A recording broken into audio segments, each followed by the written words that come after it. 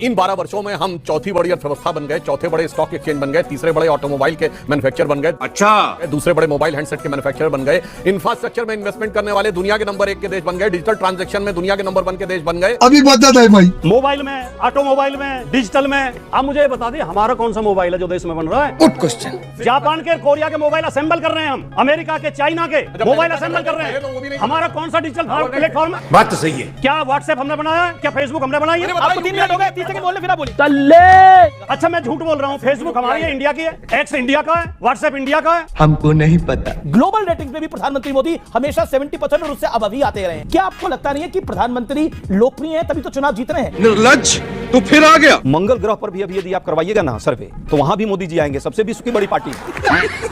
कृपया एक सवाल सुनाओ भैया। ये काली टोपी आरएसएस वाले पहनते हैं, क्या ये इंडियन टोपी है? ये जो प्रणाम करते हैं क्या इंडियन प्रणाम है? ये इटली का प्रणाम नहीं है? ये तो लेटेस्ट न्यूज है। ये इटली का क्यों दुनिया को बेवकूफ बना? अरे भैया इटली का ये प्रणाम इटली का प्रणाम, भारतीय प्रणाम तो ये है। सही पकड़े हैं। वो जब इनको मिलेंगे तो ऐसे वाला प्रणाम करेंगे, लेकिन जब अपने ध्वज को प्रणाम करते हैं तो ऐसे वाला प्रणाम करते हैं। वो ध्वज प्रणाम होता है, ध्वज प्रणाम होता है। अरे कौन भौंक रहा है ये बदतमीज? वो अपने झंडे को प्रणाम हाफ करते हैं। पैंट क्या भारतीय पहनावा है?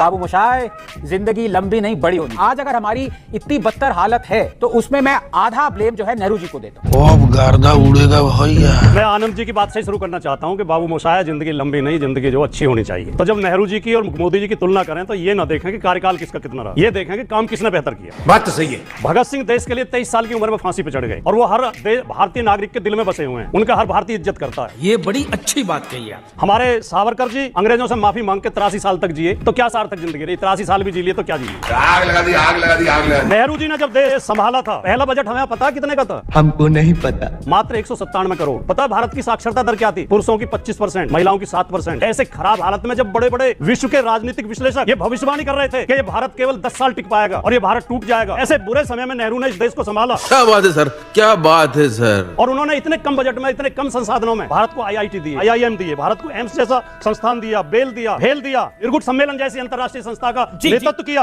अब आए ना लाइन पे। और उनकी विशाल हृदयता यह थी कि उन्होंने अपनी पूरी प्रॉपर्टी देश को दान कर दी। जो इलाहाबाद का आनंद भवन था वो देश को दे दिया और खुद सरकारी भवन में रहने लगे। तो नेहरू का क्या मुकाबला कर सकते? खत्म गया। ये तो लेने के देने पड़ गए।